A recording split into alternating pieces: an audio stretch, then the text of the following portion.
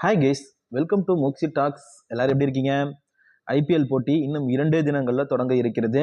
இந்த நிலையில இந்த ஐபிஎல் 2025ல் 2 புதிய விதிகளை கொண்டு வந்து இருக்கிறது பிசிசிஐ. இதனால பவுலர்களுக்கு தான் கொண்டாட்டம், பவுலிங்ல சாதகமாக அமையும் அப்படின்னு சில முக்கியமான தகவல்கள் வெளியாகி இருக்கிறது. அப்படி என்ன 2 விதி அப்படிங்கிறத நாம இப்ப பார்க்க போறோம். ஐபிஎல் 2025ல் 10 அணிகள் பங்கு பெறாங்க. கிட்டத்தட்ட 70 ஆட்டங்கள் நடைபெற இருக்கிறது. மே 18ஆம் தேதி வரைக்கும் லீக் போட்டி நடைபெறுகிறது. மே 25ஆம் தேதி பார்த்தீங்கன்னா குவாலிஃபயர்ல முதல் போட்டியும், மே 21ஆம் தேதி எலிமினேட்டர் போட்டி நடக்க இருக்கிறது. அதைத் தொடர்ந்து மே 23 குவாலிஃபயர்ல 2வது போட்டியும், மே 25ஆம் தேதி இறுதி போட்டி நடைபெற இருக்கிறது. இந்த நிலையில ஐபிஎல்ல இந்த 2 முக்கிய விதிகளை கொண்டு வர பிசிசிஐ முடிவெடுத்தும் இருக்கிறது.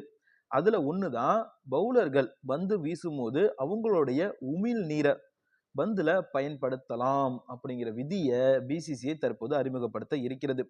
கொரோனா காலகட்டத்துல இந்த விதி நிறுத்தி வைக்கப்பட்டது ஐசிஐசியால. ஏன்னா பந்துல தடவி பரப்பும் போது அதால கொரோனா பரவுமோ அப்படின்னு சொல்லிட்டு ஐசிசி பாத்தீங்கன்னா இதற்கு இந்த மாதிரி பண்ணக்கூடாது அப்படின்னு கட்டுப்பாடுகள் விதித்திருந்தது. அதுல இருந்தே தற்போது வரைக்கும் எந்த ஒரு பவுலரும் பாத்தீங்கன்னா பந்துல உமிழ் நீரை பயன்படுத்தக்கூடாது அப்படின்னு தான் இருந்து வந்தது.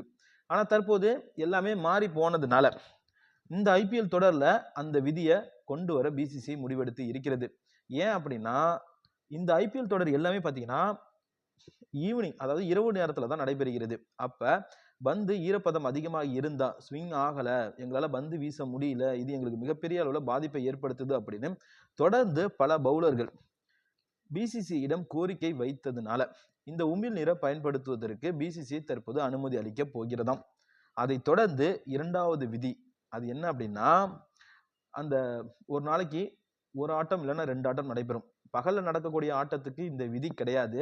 இரவுல, அதாவது இந்த 7 மணிக்கு மேல நடக்கிற ஆட்டத்துல முதல் இன்னிங்ஸ்ல எப்படி புது பந்தை பயன்படுத்துவோமோ அதே போல 2வது இன்னிங்ஸ்லயும் புது பந்தை பயன்படுத்துவதற்கு பிசிசிஐ பாத்தீங்கன்னா அனுமதி அளித்து இருக்கிறது.